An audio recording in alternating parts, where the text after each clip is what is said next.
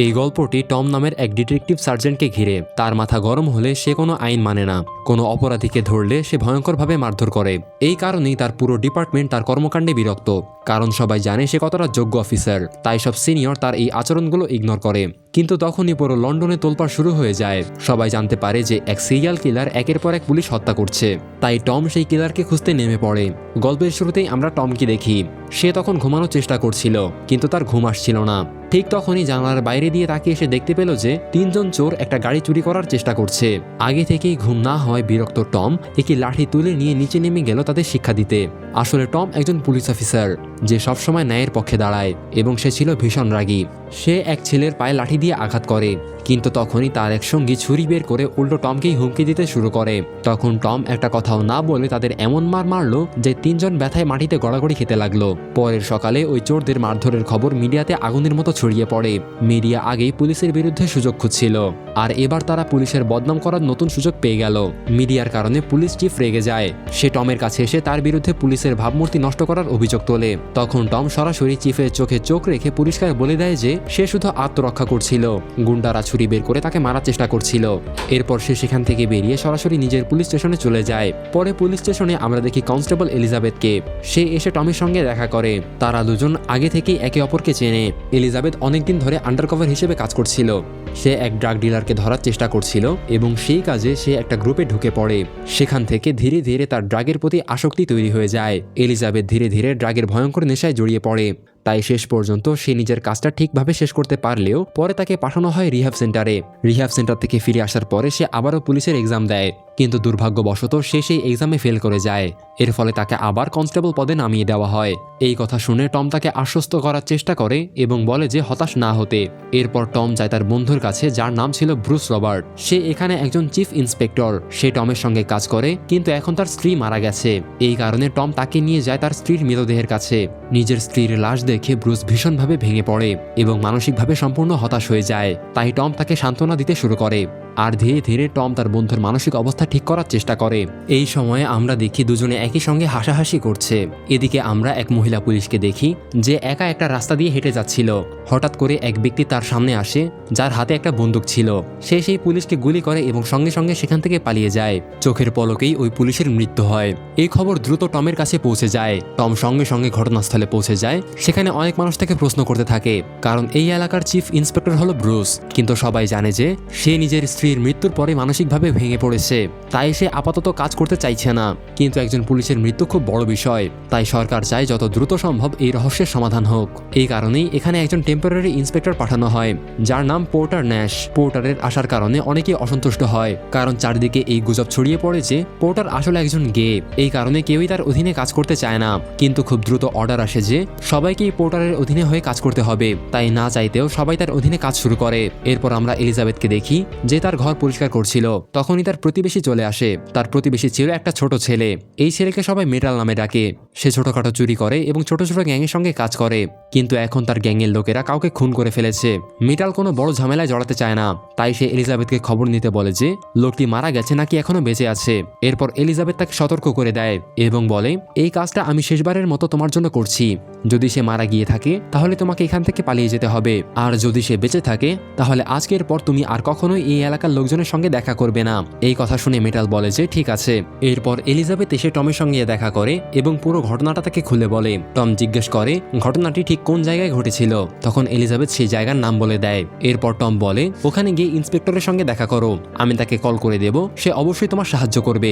এই কথা বলার পর এলিজাবেথ সেখান থেকে চলে যায়। এরপর আমরা একজন রিপোর্টারকে দেখি। হঠাৎ করে তাকে ব্যারি নামের একটা ছেলে কল করে। সে বলে, তুমি জানো কে এই পুলিশগুলোকে খুন করছে? রিপোর্টার বলে না। তখন ব্যারি বলে, আমি নিজেই একজন পুলিশকে মেরেছি। এরপর সে আরো বলে, আমার কাজ এখানেই শেষ নয়, সামনে আমি আরো পুলিশ মারবো। এই কথাগুলো বলতে বলতেই ব্যারি এক পুলিশের কাছে পৌঁছে যায় এবং তাকে গুলি করে মেরে ফেলে। তারপর সে রিপোর্টারকে বলে, আমার লিস্টে এখনো 8 জন পুলিশের নাম রয়েছে যাদের আমি মারতে চলেছি। এই কথা বলেই সে ফোন কেটে দেয়। খুব দ্রুত এই খবর চারিদিকে ছড়িয়ে পড়ে। এরপর তখন আমরা পোর্টারকে দেখি যে টমের কাছে এসে বসে এবং সে টমের সঙ্গে কথা বলতে শুরু করে। কথা বলতে বলতে পোর্টার টমকে বলে যে তুমি কি সত্যিই ঠিক তেমনই যেমনটা সবাই তোমার সম্পর্কে টমকে বলে, কিন্তু আমার এমনটা মনে হয় না। এই কথা শুনে টম বুঝে যায় যে পোর্টার তার সম্পর্কে অনেক কিছুই জানে। এর মধ্যেই খবর আসে যে আরেকজন পুলিশ মারা গেছে। এখন সবাই আদা জল খেয়ে তদন্তে নেমে পড়ে। শহরের সব ক্রিমিনালকে ধরা শুরু হয় এবং তারা চারিদিকে নিজেদের ইনফরমারদের সঙ্গে কথা বলতে থাকে এই কাজটা আসলে কে করেছে সেটা জানার জন্য। কিন্তু এত চেষ্টা করেও কেউ কিছু জানতে পারে না। এরপর টমের কাছে একজন নেশাখোর লোক কল করে। টম তার সঙ্গে দেখা করতে চায় এবং দেখা হওয়ার পরে সেই লোক বলে যে একজন লোকের ওপর তার সন্দেহ আছে যে একজন পুলিশ অফিসারের কুকুর পুড়িয়ে দিয়েছিল এবং সে এই ব্যক্তিকে জিজ্ঞাসা করেছিল যে সে এমনটা কেন করছে। তখন সে বলেছিল যে সে প্র্যাকটিস করছে কারণ সে পুলিশ অফিসারদের কষ্ট দিতে চায়। টম জিজ্ঞেস করে ওকে আমি কোথায় পাবো। তখন লোকটি বলে তুমি তাকে পিকক জিমে পাবে। এই জন্য টম পৌঁছে যায় পিকক জিমে। সেখানে জিজ্ঞাসাবাদ করার পরে সে বাড়িতে পৌঁছায়। তখন তার মাথায় পোর্টারের কথাগুলো ঘুরতে থাকে। সে ভাবতে থাকে পোর্টার একদম ঠিক কথা বলছিল। সে নিজেকে যেমন দেখায় আসলে সে মোটেও তেমন নয়। তাই টম পোর্টারের বাড়িতে পৌঁছায় এবং তার সঙ্গে কথা বলতে শুরু করে। সেখানে পোর্টার টমকে নিজের জীবনের গল্প বলতে থাকে। একটু পর পোর্টার দেখতে পায় যে টম ঘুমিয়ে পড়েছে, তাই পোর্টারও ঘুমিয়ে পড়ে। সকালে ঘুম থেকে উঠে সে টমকে বলে যে একটা ক্লু পাওয়া গেছে, তাই তুমি তাড়াতাড়ি আমার সঙ্গে বাইরে এসে দেখা করো। আমাদের একজন লোকের সঙ্গে দেখা করতে যেতে হবে। এরপর আমরা ব্রুসকে দেখি যে পুরোপুরি অ্যালকোহলে ডুবে গেছে, কিন্তু খুব দ্রুত ব্রুস বুঝতে পারে যে এই মদই তার জীবনটা ধ্বংস করে দিচ্ছে। তাই সে সিদ্ধান্ত নেয় আবার সে কাজে ফিরবে। সে দ্রুত পুলিশ স্টেশনে পৌঁছে যায় এবং আবার কাজ শুরু করে দেয়। এরপর আমরা টমকে দেখি যে পোর্টারকে সঙ্গে নিয়ে পৌঁছে যায় ব্যারির বাড়িতে, কারণ তদন্ত করতে গিয়ে টম জানতে পারে যে এই লোকটাই সে কুকুরটাকে পুড়িয়ে মেরেছিল। যেই মুহূর্তে ব্যারি দরজা খোলে সে দেখে যে তার দরজার সামনে একজন পুলিশ দাঁড়িয়ে আছে। এতে সে একটু চমকে যায়, কিন্তু সে খুব চালাক ছিল, তাই সে নিজেকে একদম শান্ত রাখে যেন এই দুজনের কেউই তার উপর সন্দেহ না করে। এরপর তারা দুজনেই পুরো বাড়ি তল্লাশি করতে শুরু করে। এই সময় টমের মনে পড়ে যে কিছুদিন আগে সে ব্যারিকে খুব মেরেছিল। এই সুযোগে টম ব্যারিকে নিয়ে একটু মজা করে এবং পোর্টারকে সঙ্গে নিয়ে সেখান থেকে চলে যায়। পোর্টার মনে করে যে ব্যারি এসবের সঙ্গে জড়িত নয়, কিন্তু এরপর আমরা দেখি ব্যারি নিজের বাড়িতে থেকে লুকিয়ে রাখা জিনিসপত্র বের করে নিয়ে অন্য জায়গায় লুকাতে যায়। কিন্তু এবার নেশাখোর লোকটি তার পিছু নিতে শুরু করে। খুব দ্রুত সে বুঝে যায় যে ব্যারি কোথায় কোথায় তার সব জিনিসপত্র লুকিয়ে রাখে। অন্যদিকে আমরা দেখি ব্রুস নিজের অফিস থেকে বের হয়, কিন্তু সে বাইরে বেরোনোর সঙ্গে সঙ্গে ব্যারি তার পিছু নিতে শুরু করে। এখানে বোঝা যায় ব্যারির পরবর্তী টার্গেট হলো ব্রুস। ব্যারি খুব দ্রুত ব্রুসের বাড়িতে পৌঁছে যায় এবং দরজায় কড়া নাড়ে। ব্রুস দরজা খোলা মাত্রই ব্যারি তার উপর হামলা করে। সে তার সাথে ভালোই লড়াই করে এবং সে তাকে হাতুড়ি দিয়ে মারতে যাচ্ছিল। ঠিক তখনই ব্যারি তার হাতুড়ি কেড়ে নেয় এবং হাতুড়ি দিয়ে মেরে মেরে ব্রুসকে একদম মেরেই ফেলে। তাকে মারার পর ব্যারি তার বাড়িতেই বসে টিভি দেখতে শুরু করে। এরপর সে ব্রুসের ইউনিফর্ম চুরি করে এবং সব জিনিসপত্র নিয়ে সে বাড়ি থেকে বের হয়ে যায়। বাইরে যাওয়ার সময় সে ব্রুসের বাড়িতে আগুন লাগিয়ে যায়। বাইরে বেরিয়ে সে রিপোর্টারকে কল করে এবং বলে যে আমি তৃতীয় পুলিশকে মেরেছি যার নাম ব্রুস। এবার তুমি এই খবরটা তোমার পেপারে ছাপাবে। এই কথা বলে সে ফোন কেটে দেয়। এই খবর পৌঁছে যায় টমের কাছে। খবরটা শোনা মাত্রই টম ভীষণভাবে ভেঙে পড়ে, কারণ ব্রুস ছিল তার খুব কাছের বন্ধু। এরপর আমরা দেখি ব্যারিকে যে তার সব জিনিসপত্র একটা গাড়ির ডিকিতে রেখে দেয়। এই গাড়িটা একটা পার্কিং এ দাঁড় করানো ছিল। সবকিছু রেখে সে সেখান থেকে চলে যায়। এই পুরো ঘটনাটা দূর থেকে সে নেশাখোর লোকটি চুপচাপ দেখছিল। তাই ব্যারি চলে যাওয়ার পর সে দ্রুত ডিকি খুলে এবং ভিতরে রাখা সব জিনিসপত্র ভালোভাবে দেখে নেয়। এরপর সেই বুড়ো লোকটি একটি রিপোর্টারকে কল করে এবং বলে যে আমি জানি কে এই সব মার্ডার করছে, আমি তার নামও বলতে পারি, কিন্তু তার জন্য আমাকে $50,000 দিতে হবে। তুমি যদি আমাকে $50,000 দাও তাহলে আমি তোমাকে একটা বোনাস নিউজও দেব। রিপোর্টার এই প্রস্তাবে রাজি হয়ে যায় এবং বলে যে ঠিক আছে, আমি তোমাকে টাকা দেব, বলো কোথায় আসতে হবে। এরপর সেই লোকটা তাকে একটা পার্কিং এ আসতে বলে। যখন রিপোর্টার সেখানে পৌঁছায় তখন সে ডিকি খুলে সবকিছু তাকে দেখায়। এগুলো দেখে রিপোর্টার প্রথমে বিশ্বাসই করতে পারে না, কিন্তু তখনই সে সবকিছু বুঝতে পারে যখন সে ব্রুসের ইউনিফর্ম দেখে। তারপর সে টাকা দিতে রাজি হয়ে যায়। দুজনের মধ্যে কথা চলতে থাকে। এই সময় ব্যারি দেখে ফেলে যে ওই নেশাখোর লোকটা রিপোর্টারকে এখানে নিয়ে এসেছে। তারা চলে যাওয়ার সঙ্গে সঙ্গে ব্যারি গোপনে সব জিনিসপত্র আবার অন্য জায়গায় নিয়ে যায়। এরপর আমরা এলিজাবেথকে দেখি যে পৌঁছে যায় ক্র্যাকের কাছে।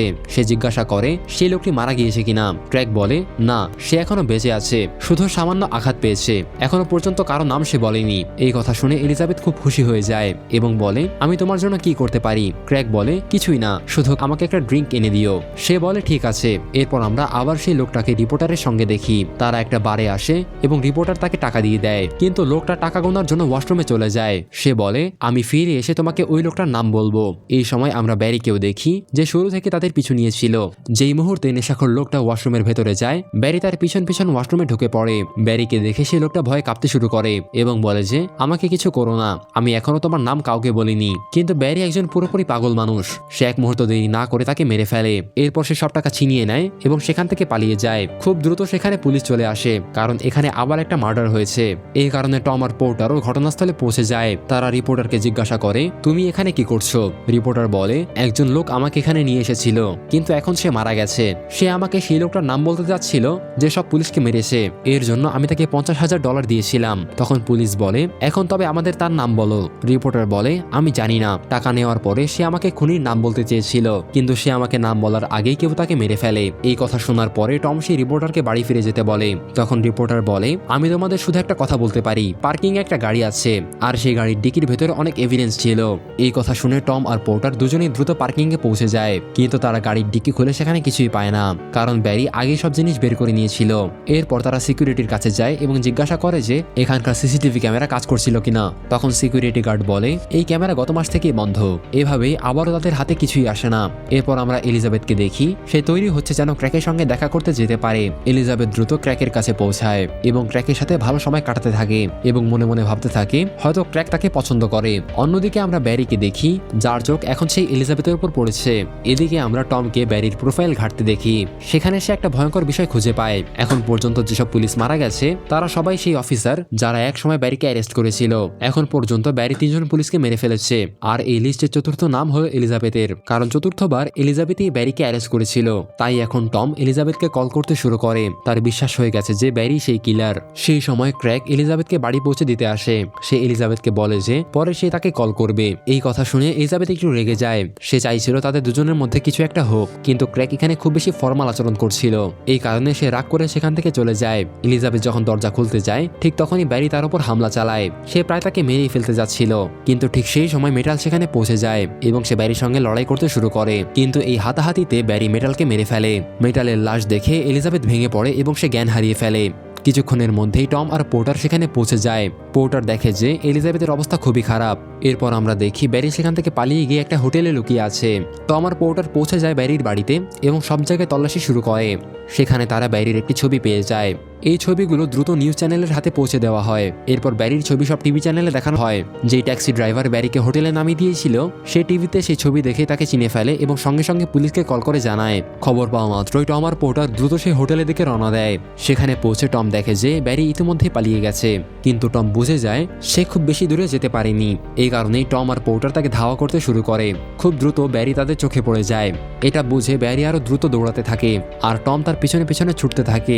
এইভাবে তারা পুরো শহর জুড়ে দৌড়াতে থাকে। শেষ পর্যন্ত ব্যারি এক জায়গায় আটকে পড়ে। টম দ্রুত ব্যারির দিকে এগিয়ে যায় যাতে সে তাকে মারতে পারে। তখন পোর্টার তাকে থামিয়ে দেয় এবং ব্যারিকে ধরে পুলিশ স্টেশনে নিয়ে যায়। সেখানে নিয়ে গিয়ে তাকে জিজ্ঞাসাবাদ করা হয়। তখন ব্যারি বলে, আমি আমার লয়ারের সঙ্গে কথা বলতে চাই, কারণ এটা আমার অধিকার। অন্যদিকে আমরা এলিজাবেথকে দেখি, সে নিজেকেই মেটালের মৃত্যুর জন্য দায়ী করতে থাকে। এই কারণে সে বাইরে চলে যায় এবং কিছু ড্রাগস নিয়ে আসে। সে আবার আগের মতোই ড্রাগস নিতে শুরু করে। এরপর ব্যারির লয়ার সেখানে ব্যারির সম্পর্কে সব এভিডেন্স তুলে ধরে। সে প্রমাণ করার চেষ্টা করে যে সে কিছুই করেনি। টম আর পোর্টার তখন তাদের সিনিয়রের কাছে পৌঁছায়। ব্যারির বিরুদ্ধে তাদের কোনো শক্ত প্রমাণ নেই, কারণ ব্যারি যাদেরই মেরেছে সেখানে তার কোনো ডিএনএ পাওয়া যায়নি। একটা ভিডিও ফুটেজও মেলেনি। শুধু ব্রুসের অ্যাপার্টমেন্টে ডিএনএ থাকার কথা ছিল, কিন্তু ব্যারি পুরো অ্যাপার্টমেন্টটাই পুড়িয়ে দিয়েছিল। এই কারণে সেখানকার সব এভিডেন্স নষ্ট হয়ে গেছে। না চাইতেও ব্যারিকে তাদের ছেড়ে দিতে হয়। এরপর আমরা এলিজাবেথকে দেখি, যে নিজের পুরনো ড্রাগ অ্যাডিক্টেড বন্ধুদের কল করে এবং বলে যে সে আবার ড্রাগস নিতে চায়। এরপর সে নেশা করতে বেরিয়ে পড়ে। এই সময় টম যায় ব্যারির কাছে এবং বলে যে আমি জানি তুমি এসব কেন করছো, কারণ কিছুদিন আগে আমি তোমাকে খুব মেরেছিলাম এবং আমি তোমাকে অনেক লোকের সামনে অপমান করেছিলাম, কিন্তু সেই বিষয়টা তুমি সেখানেই ভুলে যেতে পারতে। তুমি একজন নিরীহ ছেলেকে মেরেছিলে, তাই আমি তোমাকে মেরেছিলাম, কিন্তু তুমি অন্য পথ বেছে নিলে এবং তুমি সমস্ত পুলিশ অফিসারদেরকে মারতে শুরু করলে এবং এই কাজের ফলাফল তুমি খুব দ্রুতই পাবে।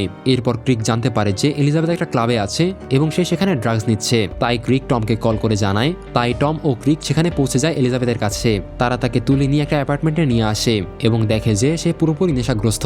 তাই তারা তাকে একটা বাথটাবে বসায় যাতে তার নেশা কিছুটা কমে। নেশা কাটার পরে এলিজাবেথ খুব ভেঙে পড়ে এবং বলে যে সে আন্ডারকভার হওয়ার আগেও নেশা করত। আন্ডারকভার হওয়ার পরে সে আবার নেশা করার সুযোগ পেয়ে যায় আর ধীরে ধীরে সবকিছু নিয়ন্ত্রণের বাইরে চলে যায়। আর সে এখনো নিজেকেই মেটালের মৃত্যুর জন্য দায়ী মনে করছে, কিন্তু টম তাকে বোঝায় যে যা কিছু ঘটেছে সেখানে তার কোনো দোষ ছিল না।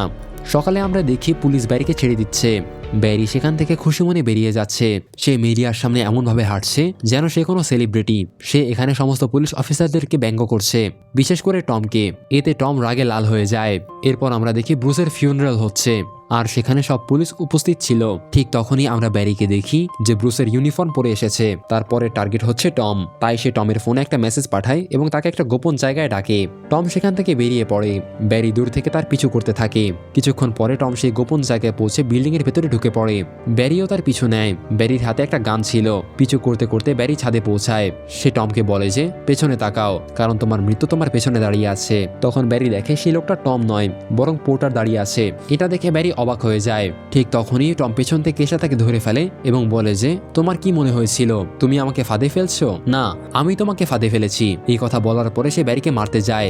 ব্যারি তখন টমকে বলে যে তুমি আমাকে মারতে পারবে না, পুরো দুনিয়া জানে আমি নির্দোষ। তুমি যদি আমাকে মারো তাহলে আবার তোমার ডিপার্টমেন্টের উপর প্রশ্ন উঠবে। টম বলে কে বলবে যে আমি তোমাকে মেরেছি? কেউই তো আমাকে সন্দেহ করবে না। কোর্ট যদিও তোমাকে নির্দোষ ঘোষণা করেছে তবুও আমি তোমাকে মারবো। তুমি পুলিশ ইউনিফর্ম পরে আছো। তোমার মৃত্যুতে সবাই ভাববে যে তুমি ডিউটির সময় মারা গেছো, আর কেউই জানবে না যে তুমি ব্যারি। এই কথা বলার পর টম ব্যারিকে মেরে ফেলে। এখানেই ব্যারির মৃত্যু হয়। এরপর পোর্টার এখানকার সব এভিডেন্স মুছে দেয়। এরপর টম সেই রিপোর্টারের কাছে যায় এবং তার উপর কুকুর ছেড়ে দেয়, কারণ রিপোর্টার সবসময় টমের বিরুদ্ধে উল্টাপাল্টা লিখত।